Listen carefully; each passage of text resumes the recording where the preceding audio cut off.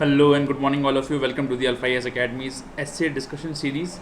Last time we discussed an essay about that the things which things can disturb you or affect you when they are outside, and when you let them in, only then they can affect you. ऐसे ऐसे था exact मुझे याद नहीं आ रहा है ऐसे ऐसे कुछ ऐसा ही था कि the water around the ship does not allow it to sink when it sinks only when the water gets inside it, है ना, पानी अंदर आता है। तो वैसा ही कुछ कुछ ऐसे ये भी है। एक्चुअली 2020 में ये भी ऐसे पूछा गया था एंड पूछा गया था कि mindful manifesto is the catalyst to a tranquil self. थोड़ा सा आप माइंडफुल मैनिफेस्टो देखो, कन्फ्यूजन यहीं पे होगा बस, बाकी ये तो पता ही होगा। Is the catalyst to a tranquil self मतलब आत्म शांति, दिमाग की शांति, इमोशन जो आजकल मार्केट में चल रहा है, मार्केट में चल भी रहा है कि यार भाई को ना पैसा चाहिए ना प्यार चाहिए, भाई को बस शांति चाहिए। तो वही वाला है कि भाई देखो शांति चाहिए, तो ट्रैंक्विल सेल्फ जो है शांति की बात करता है, ठीक है। अब माइंडफुल मैनिफेस्टो देखो थोड़ा सा और सा एग्जांपल रहेगा आपको, बट इलेक्शन मैनिफेस्टो पता है आपको। इलेक्शन मैनिफेस्टो में आप क्या देते हैं कि भाई हम क्या क्या करेंगे, तो माइंडफुल मैनिफेस्टो भी कुछ कुछ वैसा ही है कि आप डिसाइड कर लेते हैं कि भैया ठीक है, मैं कुछ कुछ ऐसा ऐसा करूँगा, मैं इन सिचुएशन में ऐसा रिएक्ट करूँगा, मैं एम्पैथेटिक रहूँगा, मैं कंपैशनेट रहूँगा, क्या मेरे अंदर गुस्सा रहेगा, जैसे अगर वो मुझे कोई बात कहेगा तो मैं उससे एक थप्पड़ मार दूंगा। तो ये क्या है, आपका एक माइंडफुल मैनिफेस्टो है, ठीक है। माइंडफुल मैनिफेस्टो क्या है कि आपके एक कुछ ऑलरेडी प्री आपने बना के रखे हैं अपने कि यार ऐसा होगा तो ऐसा करूँगा मैं। तो बेसिकली वो पॉजिटिव भी हो सकते हैं, नेगेटिव भी होते हैं। हम तो कहते हैं पॉजिटिव ही रखें, क्योंकि जो ये ट्रैंक्विल सेल्फ है ये आप तभी पा पाएंगे जब आपके अंदर पॉजिटिव माइंडफुल मैनिफेस्टो होंगे, ठीक है।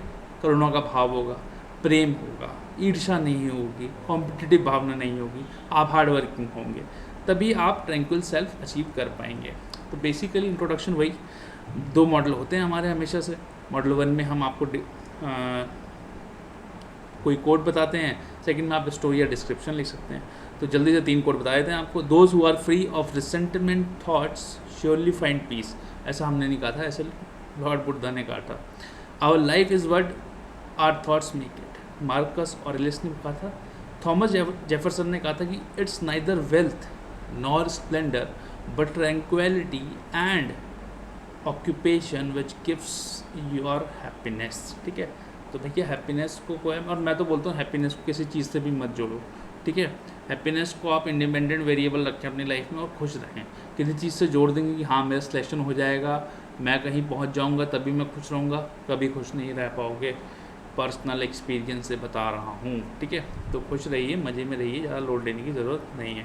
मॉडल 2 में आप डिस्क्रिप्शन दे सकते हैं कि भैया हम जो सोचते हैं वही होते हैं। ऐसा भी बुद्धा जी ने ही बोला था, the mind is everything what you think you become. आप जो सोचते हैं वही बोलेंगे, बनेंगे। ऐसे एक ऑथर थे नेपोलियन हिल, उन्होंने कहा था कि whatever the mind can conceive and believe it can achieve, the mind is powerful tool when it comes to aspiring to success. तो वो ऐसे भी हम क्या बोलते हैं कि the most powerful tool in human body is our mind.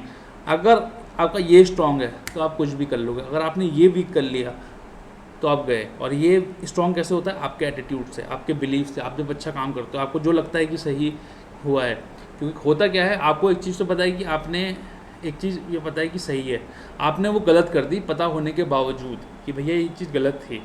आपको वो चीज़ अंदर ही अंदर कचोटते रहेगी या परेशान करती रहेगी, अंदर से आपको खोखला बना देगी, और जो आपका ट्रैंक्विल है सेल्फ जो है, आप परेशान हो जाएंगे। ऐसे ही जो बड़े बड़े एक्टर्स होते हैं या कोई भी बड़ी बड़ी हस्ती होती है, जिनका वेल्थ की कमी नहीं होती, किसी ऐश और आराम की कमी नहीं होती, सब कुछ होता है उनके पास, लेकिन वो फिर भी सुसाइड कर जाते हैं। क्यों? क्योंकि उनके पास दिमाग की शांति नहीं होती। वो लड़ नहीं पाते एक समय के बाद अपने जो डीमंस होते हैं हेड में उससे, इसीलिए वो शिप जो है सैंक हो जाती है, because the water get inside, ठीक है। अब यहाँ पे वहाँ पे तो इंटरनली आपको आने नहीं देना था। तो बेसिकली यहाँ पे जो इमोशंस एंड फीलिंग्स है वो आपकी इंटरनल भी हो सकती हैं, एक्सटर्नल भी हो सकती है। भाई आप का मेंटल पीस, कोई बात कोई कह देगा, आप उससे ही परेशान हो सकते हैं। आपने कुछ देखा आपने उसके बारे में सोचना शुरू किया, आप उससे ही परेशान हो सकते हैं। तो परेशान आप इंटरनली भी हो सकते हैं और एक्सटर्नली भी हो सकते हैं। तो यहाँ पे आपको इंटरनल एंड एक्सटर्नल दोनों मैनेजमेंट करने हैं। जो आपको एटीट्यूड रखना है वो इंटरनल एंड एक्सटर्नल दोनों रखना है। If you believe we can be successful, more often than not we will be successful. अगर आपने हार मान ली तो आप पहले ही हार जाते हैं। वो कहते हैं ना कि मन के हारे हार, मन के जीते जीत। कि आप अगर मन से हार गए तो आप हार गए, और मन से जीत गए तो जीत गए, ठीक है। और ज़रूरी नहीं होता लाइफ में हर जगह आप हार जीत हो। कई बार आप हार के भी जीत जाते हो, कई बार आप जीत के भी हार जाते हैं। वो सिर्फ एक पर्सपेक्टिव की बात है, ठीक है।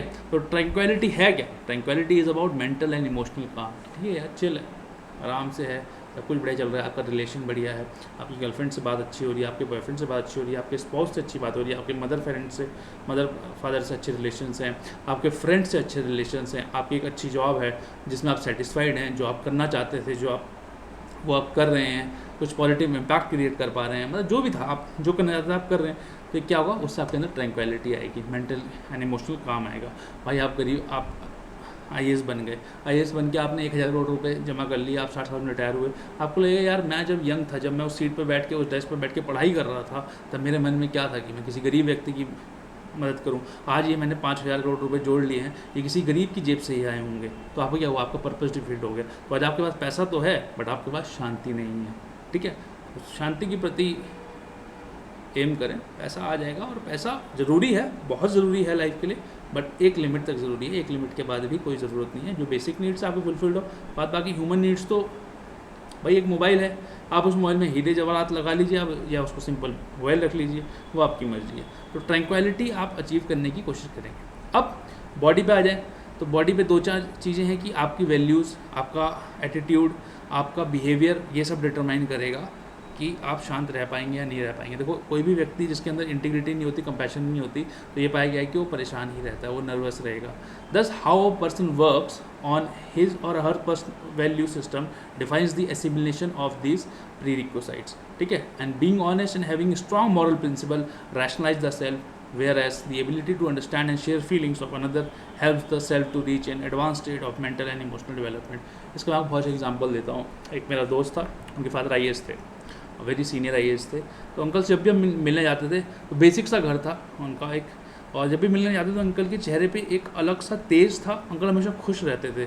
मैंने पूछा एक बार अंकल से कि अंकल आप इतने खुश कैसे रहते हैं?